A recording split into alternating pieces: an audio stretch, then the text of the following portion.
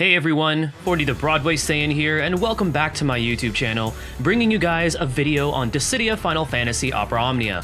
In this video, we will be covering Global DFFOO's next character event, featuring the debut of the villain from Final Fantasy II, the Emperor. The Emperor will be joined by Firion, Gilgamesh, and our current Lost Chapters character Rosa as synergy for this event. The topics I will be covering in this video are the Emperor's full kit, the banner featured on this event containing the Emperor and Firion's EX weapons, the realization of both the mentioned EX weapons, and the Chaos boss fight against a pair of Ferrum Scorpions for this event. Before we move forward, I want to give a few massive shoutouts to, first of all, fellow DFFOO YouTuber and streamer Flux Novus for creating an encouraging video in response to some recent toxic comments I've received. Thank you so much to Flux for reminding me that there is still far more love in this community. I also want to give a big shout out to the Tonberry Troupe, as I will be showcasing their infographics for both the Emperor and Firion. Last but not least, please remember that every skill, buff, debuff, and passive that I cover is assuming you have every piece of equipment for the said characters, as I want to show them at their maximum potential. Without further ado, let's go ahead and first view the beautiful infographics by the Tonberry Troupe, and then talk about the upcoming Emperor character event.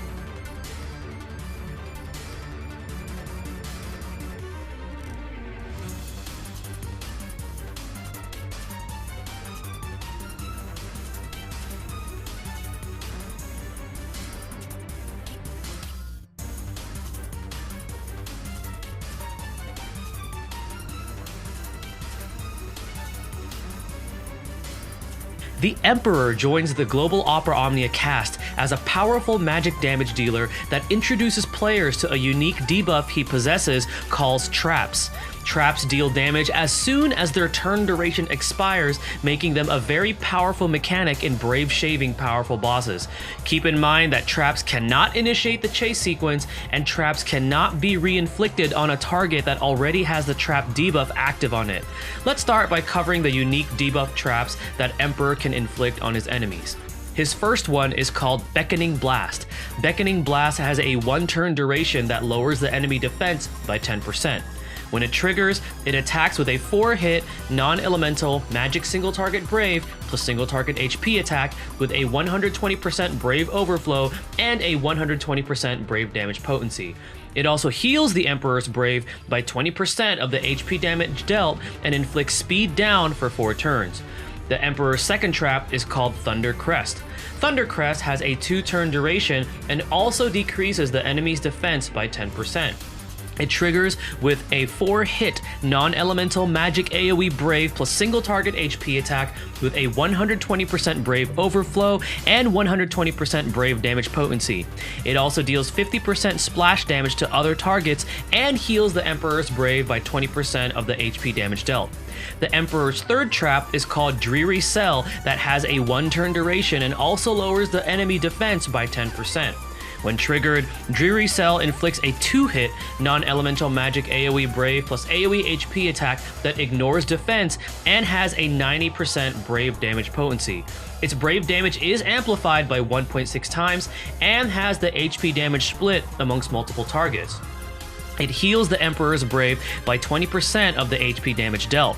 The Emperor's most noteworthy passives are as follows. C50 passive called Thirst for Domination increases his attack and max Brave by 10%, while his unique buff, Thirst of Domination, is active.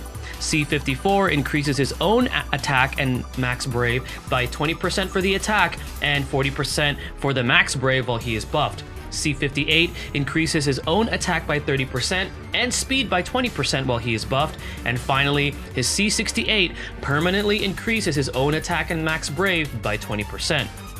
Emperor's C65 ability is called Debuff Attack Up, that increases the Emperor's own attack by 30% for 4 turns when he attacks a debuff target.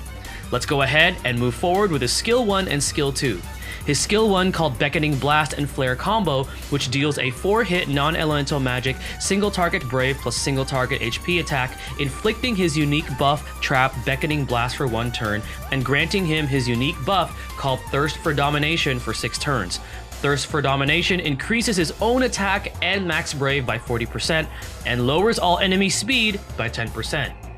The skill has a 120% Brave Overflow and a 280% Brave damage potency. The Emperor's skill 2 is called Thunder Crest and Stygian Swell, which is a 4-hit non-elemental magic AoE Brave plus AoE HP attack that inflicts his unique debuff Thunder Crest for 2 turns, with the AoE damage being split amongst multiple targets. It has its Brave damage amplified by 1.6 times on a single target. It has a 150% Brave Overflow and a 240% Brave damage potency. While it may look like the Emperor is lacking damage, his traps more than make up for it. The traps come in as an additional way to Brave Shave enemies, keeping your party safe from incoming damage. Artifact passives that you would want for the Emperor would be Attack plus 108 and Ambition for World Domination boost 2-star.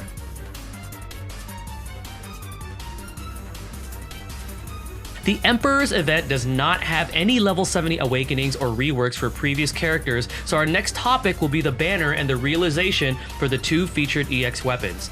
The banner will be featuring the debut of all of the Emperor's gear, a rerun of all of Firian's gear, and a rerun of Gilgamesh's 15 and 35 CP weapons.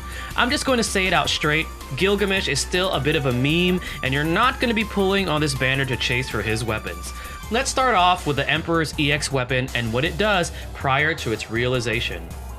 The Emperor's EX weapon equips him with the EX ability called Dreary Cell and Starfall. First off, when an enemy targeted by this ability is inflicted with any of the Emperor's traps, they will first trigger prior to any damage that this EX ability delivers.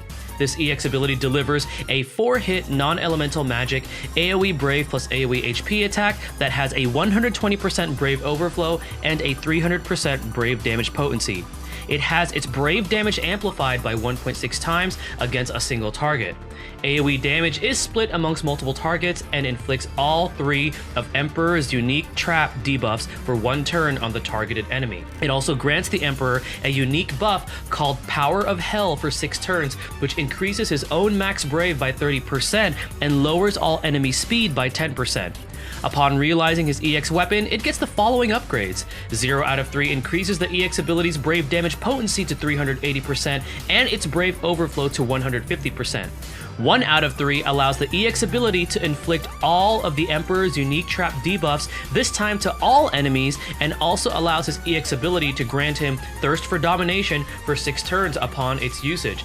It also allows him to start with Thirst for Domination for 6 turns at the start of the quest. 2 out of 3 permanently increases the Emperor's attack and max Brave by 40% and upgrades his Brave and HP attacks to their plus variants. Finally, 3 out of 3 further increases the EX ability's Brave damage potency to 600%, increases its Brave hits to 6, and increases its Brave Overflow to 200%. It also increases the unique trap Dreary Cell's Brave damage potency to 140%, increases its Brave hits to 4, and increases its Brave Overflow to 120%. The E-type sphere unlocked from this weapon is Debuff Success Attack Long, which raises a character's attack by 10% for 6 turns after they inflict a debuff. Firian's EX weapon realization gets the following. 0 out of 3 allows its EX ability to have a 120% Brave Overflow and allows it to have a 150% Brave Overflow for its plus variant. 1 out of 3 permanently increases his attack by 60% and max Brave by 40%. 2 out of 3 allows both variants of Firian's EX ability to grant him a unique buff called Boiling Blood for 4 turns, which increases his attack by 40% and also grants him a Brave regen based on 60% of initial Brave. It also allows him to start the quest with Blood Weapon and Boiling Blood unique buffs for 6 turns. Finally, 3 out of 3 increases both variants' Brave hits to 8, increases the base EX's ability's Brave damage potency to 400%, increases the plus variant's Brave damage potency to 520%, increases the Brave Overflow for the base to 150%, and increases the Brave Overflow of the plus variant to 180%. The A-type sphere unlocked from this weapon is HP Heal Boost Long, which raises a character's max Brave by 10% for 6 turns after his or her HP is healed.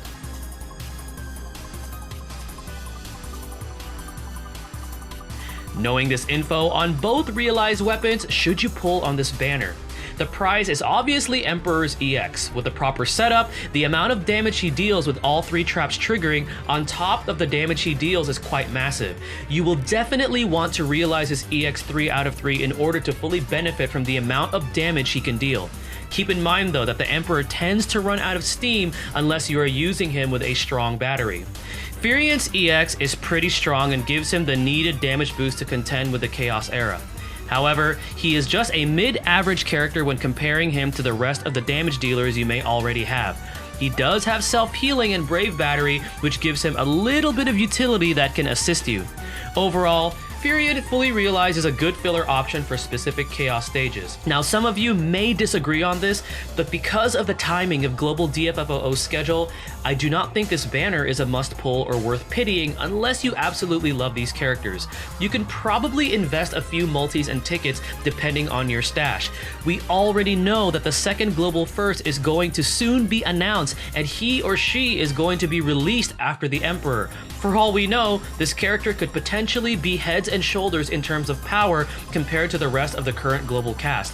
In addition, upon the release of the Emperor banner, the Rosa Lost Chapters banner is still live, and if you haven't had a chance to snag her EX, I personally recommend it as she is a very versatile support unit with a lot of value throughout the Chaos era. But again, these are just my personal recommendations, and if you do still pull for the Emperor banner, he will be a very powerful magic damage dealer that will serve your roster well.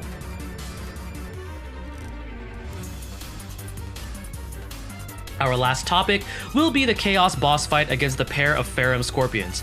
Normally I'd have footage to show you of this fight, but DFFOO, upon the making of this video, has yet to release the Emperor Lost Chapters.